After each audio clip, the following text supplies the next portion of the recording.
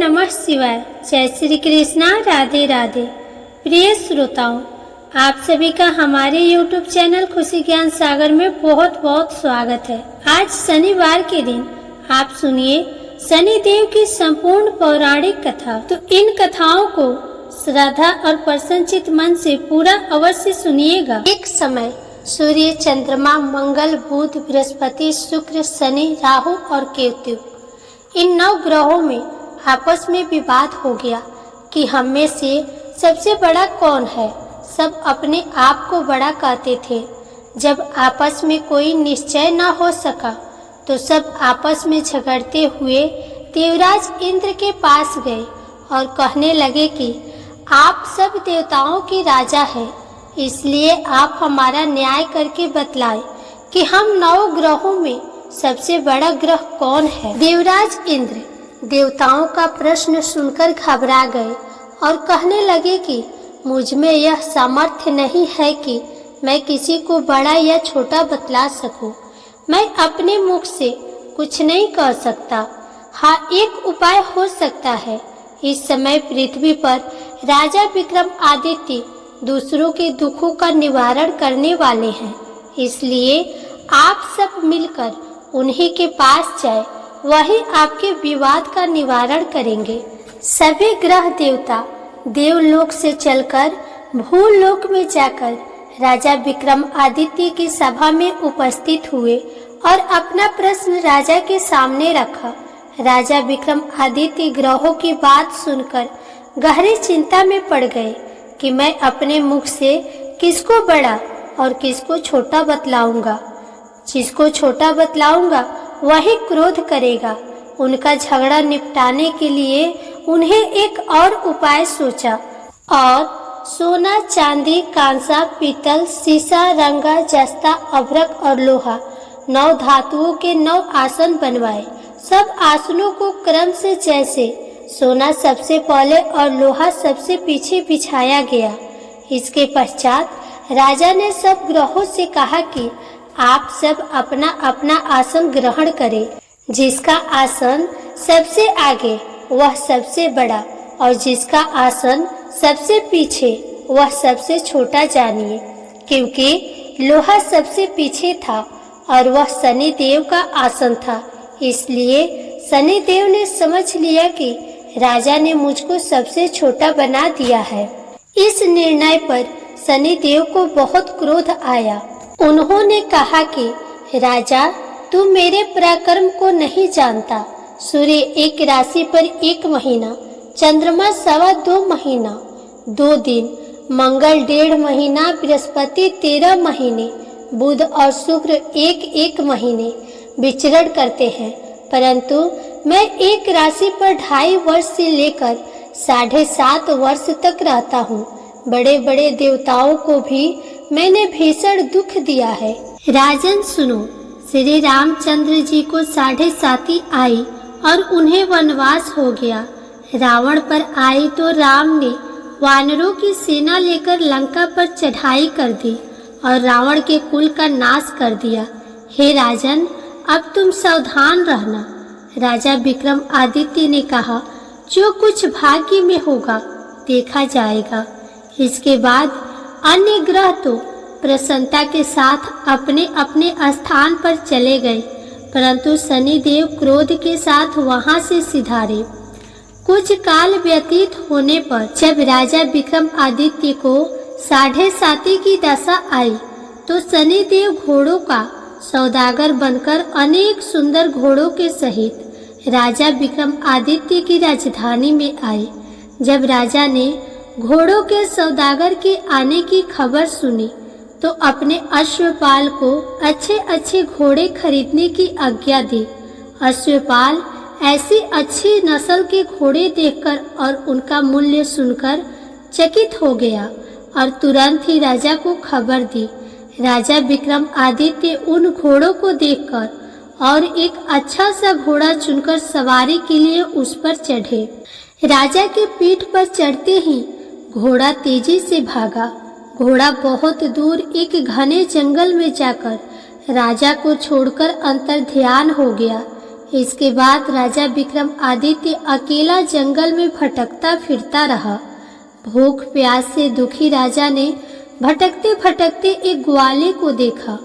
ग्वाले ने राजा को प्यास से व्याकुल देखकर पानी पिलाया।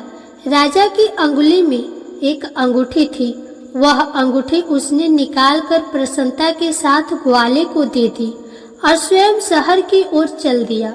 राजा शहर में पहुंचकर एक सेठ की दुकान पर जाकर बैठ गया और अपने आप को उज्जैन का रहने वाला तथा अपना नाम वीका बतलाया। सेठ ने उसको एक कुलीन मनुष्य समझकर जल आदि पिलाया। भाग्यवश उस दिन सेठ की दुकान पर बहुत अधिक बिक्री हुई। तब सेठ उसको भाग्यवान पुरुष समझकर भोजन कराने के लिए अपने साथ अपने घर ले गया। भोजन करते समय राजा विक्रमादित्य ने एक आश्चर्यजनक घटना देखी। जिस खूंटी पर हार लटक रहा था वह खूंटी उसी हार को निगल रही थी। भोजन के पश्चात जब सेठ कमरे में आया तो उसे कमरे में हार नहीं मिला। उसने यही निश्चय किया कि सिवाय वीका के और कोई इस कमरे में नहीं आया, अतः अवश्य ही उसी ने हार चोरी किया है। परंतु वीका ने हार लेने से इनकार कर दिया। इस पर 5-7 आदमी उसको पकड़कर नगर फौजदार के पास ले गए। फौजदार ने उसको राजा के सामने उपस्थित कर दिया और कहा कि यह आदमी भला प्रतीत होता है, चोर मालूम नहीं होता, परंतु सेठ का कहना है कि इसके सिवाय और कोई घर में नहीं आया था, इसलिए अवश्य ही इसी ने चोरी की है। राजा ने आज्ञा दी कि इसके हाथ पैर कटवाकर चौरंगिया किया जाए। राजा की आज्ञा का तुरंत पालन किया गया और वीका के हाथ पैर काट दिए गए। कुछ काल व्यतीत होने पर एक तेली उसको अपने घर ले गया और उसको कोल्हू पर बिठा दिया।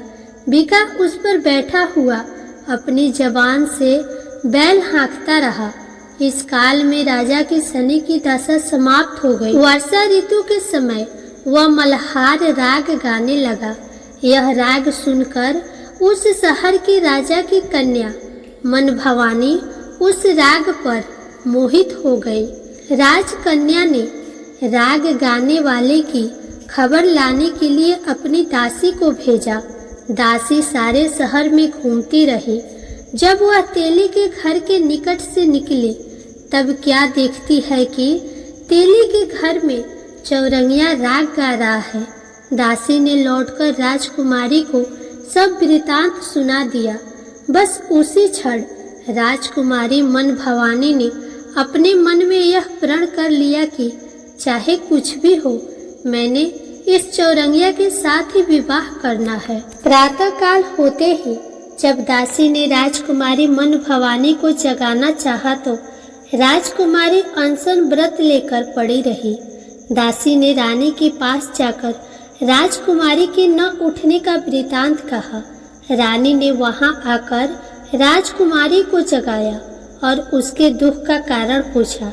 राजकुमारी ने कहा कि माताजी, मैंने यह प्रण कर लिया है कि तेली के घर में जो चौरंगिया है मैं उसी के साथ विवाह करूंगी।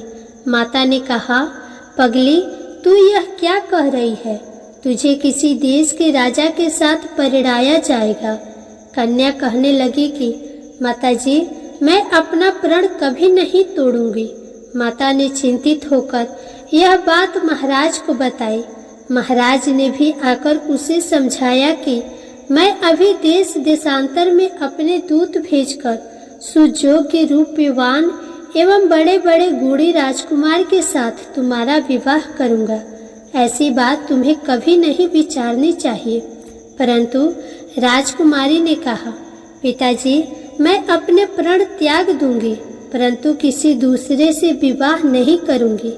यह सुनकर राजा ने क्रोध से कहा, यदि तेरे भाग्य में ऐसा ही लिखा है तो जैसी तेरी इच्छा हो वैसा ही कर। राजा ने तेली को बुलाकर कहा कि तेरे घर में जो चौरंगिया है उसके साथ मैं अपनी कन्या का विवाह करना चाहता हूँ। तेली ने कहा, महाराज, यह कैसे हो सकता है? कहाँ आप हमारे राजा और कहाँ मैं एक नीच तेली। राजा ने कहा कि भाग्य के लिखे को कोई टाल नहीं सकता। अपने घर जाकर विवाह की तैयारी करो। राजा ने सारी तैयारी कर तोरण और वंदरवार लगवाकर राजकुमारी का विवाह चौरंगिया के साथ कर दिया। रात्रि को जब विक्रमादित्य और राजकुमारी महल में सोए तो आधी रात के समय शनिदेव ने विक्रमादित्य को स्वप्न दिया और कहा कि राजा, कहो, मुझको छोटा बतलाकर तुमने कितना दुख उठाया। राजा ने शनिदेव से क्षमा मांगी। शनिदेव महाराज ने राजा को क्षमा कर दिया और प्रसन्न होकर विक्रमादित्य को हाथ पैर दिए। तब राजा विक्रमादित्य ने शनिदेव से प्रार्थना की, महाराज, मेरी प्रार्थना स्वीकार करें। जैसा दुख आपने मुझे दिया है ऐसा और किसी को न दे। शनिदेव ने कहा, तुम्हारी यह प्रार्थना स्वीकार है। जो मनुष्य मेरी कथा सुनेगा या कहेगा उसको मेरी दशा में कभी किसी प्रकार का दुख नहीं होगा, और जो नित्य ही मेरा ध्यान करेगा या चींटियों को आटा डालेगा उसके सब मनोरथ पूर्ण होंगे। इतना कहकर शनिदेव अपने धाम को चले गए। जब राजकुमारी मन भवानी की आंखें खुली और उसने चौरंगिया को हाथ पांव सहित देखा तो आश्चर्यचकित हो गए। उसको देखकर राजा विक्रमादित्य ने अपना समस्त हाल कहा कि मैं उज्जैन का राजा विक्रमादित्य हूँ। यह घटना सुनकर राजकुमारी अत्यंत प्रसन्न हुई। प्रातःकाल राजकुमारी से उसकी सखियों ने पिछली रात की हाल चाल पूछा तो उसने अपने पति का समस्त वृतांत कह सुनाया। तब सबने प्रसन्नता प्रकट की और कहा कि ईश्वर ने आपकी मनोकामना पूर्ण कर दी। जब उस सेठ ने यह घटना सुनी तो वह राजा विक्रमादित्य के पास आया और उनके पैरों पर गिरकर क्षमा मांगने लगा कि आप पर मैंने चोरी का झूठा दोष लगाया। आप मुझे जो चाहे दंड दे। राजा ने कहा, मुझ पर शनिदेव का कोप था, इसी कारण यह सब दुख मुझको प्राप्त हुआ। इसमें तुम्हारा कोई दोष नहीं। तुम अपने घर जाकर अपना कार्य करो, तुम्हारा कोई अपराध नहीं। सेठ बोला, महाराज, मुझे तभी शांति मिलेगी जब आप मेरे घर चलकर प्रीतिपूर्वक भोजन करेंगे। राजा ने कहा, जैसी आपकी इच्छा हो वैसा ही करे। सेठ ने अपने घर जाकर अनेक प्रकार के सुंदर व्यंजन बनवाए और राजा विक्रमादित्य को प्रीति भोज दिया। जिस समय राजा भोजन कर रहे थे एक अत्यंत आश्चर्यजनक घटना सबको दिखाई दी। जो खूंटी पहले हार निगल गई थी अब वह हार उगल रही थी। जब भोजन समाप्त हो गया तो सेठ ने हाथ जोड़कर बहुत सी मोहरे राजा को भेंट की और कहा, मेरी श्री कौरी नामक एक कन्या है, उसका आप पाणी ग्रहण करें। राजा विक्रमादित्य ने उसकी प्रार्थना स्वीकार कर ली। तब सेठ ने अपनी कन्या का विवाह राजा के साथ कर दिया और बहुत सा दान दहेज आदि दिया। कुछ दिन तक उस राज्य में निवास करने के पश्चात राजा विक्रमादित्य ने अपने ससुर राजा से कहा कि अब मेरी उज्जैन जाने की इच्छा है। कुछ दिन बाद विदा लेकर राजकुमारी मन भवानी, सेठ की कन्या श्री कौरी तथा दोनों जगह दहेज में प्राप्त अनेक दास दासी, रथ और पालकियों सहित राजा विक्रमादित्य उज्जैन की तरफ चले।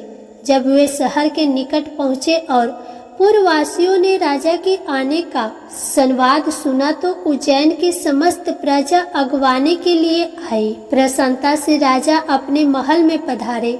सारे नगर में भारी उत्सव मनाया गया और रात्रि को दीपमाला की गई। दूसरे दिन राजा ने अपने पूरे राज्य में यह घोषणा करवाई कि शनि देवता सब ग्रहों में सर्वोपरि है।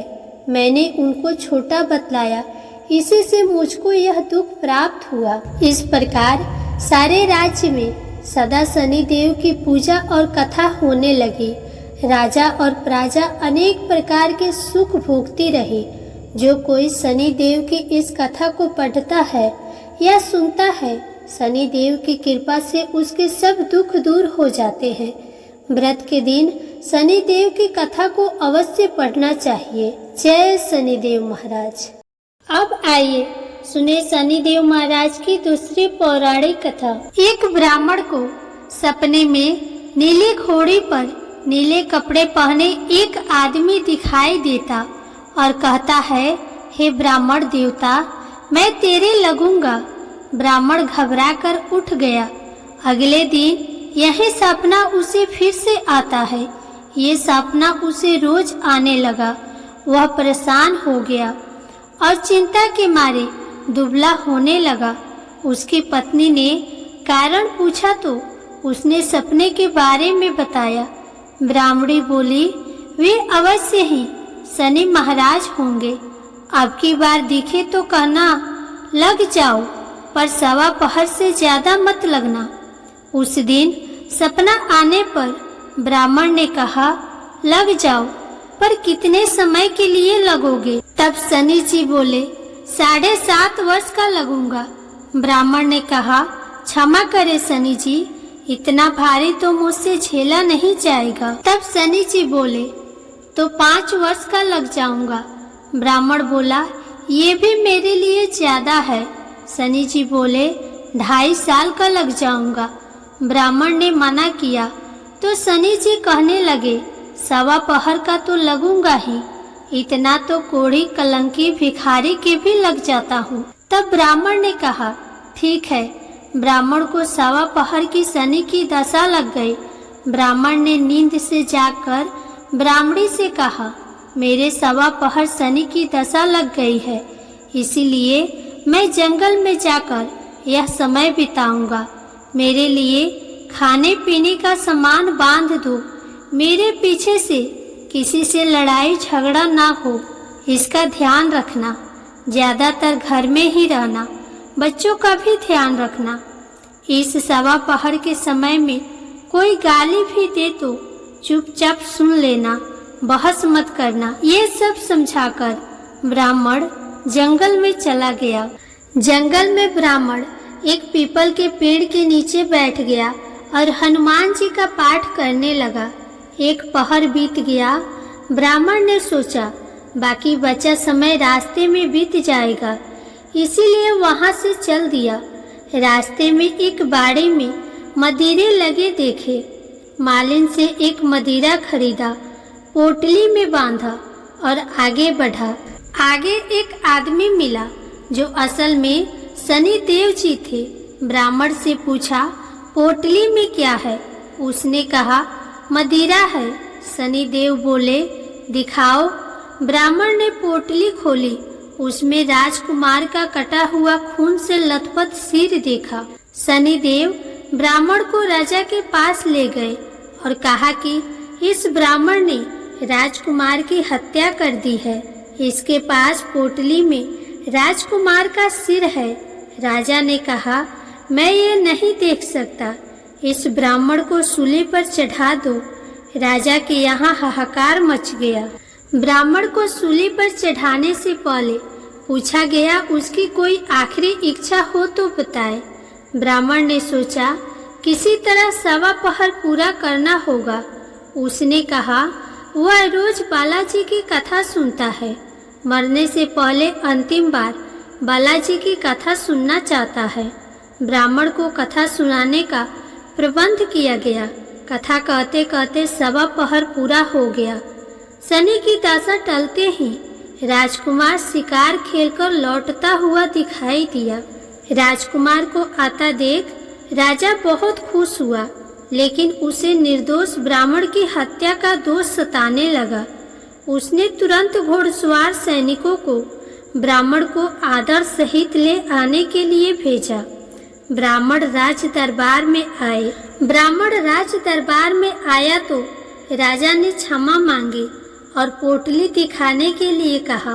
पोटली खोली तो उसमें मदिरा था। राजा ने इन सब के बारे में पूछा तो ब्राह्मण ने बताया, मुझे 1.25 पहर की शनिश्चर की दशा लगी थी, इस कारण यह सब तमाशा हुआ।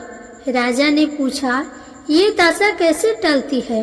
ब्राह्मण बोला, राजा या सेठ को लगे तो काला हाथी या काला घोड़ा दान करे, गरीब को लगे तो पीपल की पूजा करे तब बोले, सच्चा शनिश्चर कहिए, जाके पांव सदा ही पड़िए। शनि देव की कहानी सुने, तिल का तेल और काला उड़द का दान करे, काले कुत्ते को तेल वाली रोटी खिलाएं तो शनिश्चर की दशा उतर जाती है। राजा ने उसे मदिरा वापस दे दिया। घर आकर ब्राह्मण ने मदिरा काटा तो उसमें बीज की जगह हीरे मोती निकले। ब्राह्मणी ने पूछा, ये कहाँ से लाए? आप तो कह रहे थे शनि की दशा लगी है। ब्राह्मण ने कहा, जब दशा लगी थी यही मदिरा राजकुमार का सिर बन गया था। उतरती दशा की शनि जी निहाल कर गए। हे शनि देवता, जैसी ब्राह्मण के शनि की दशा लगी वैसे किसी को न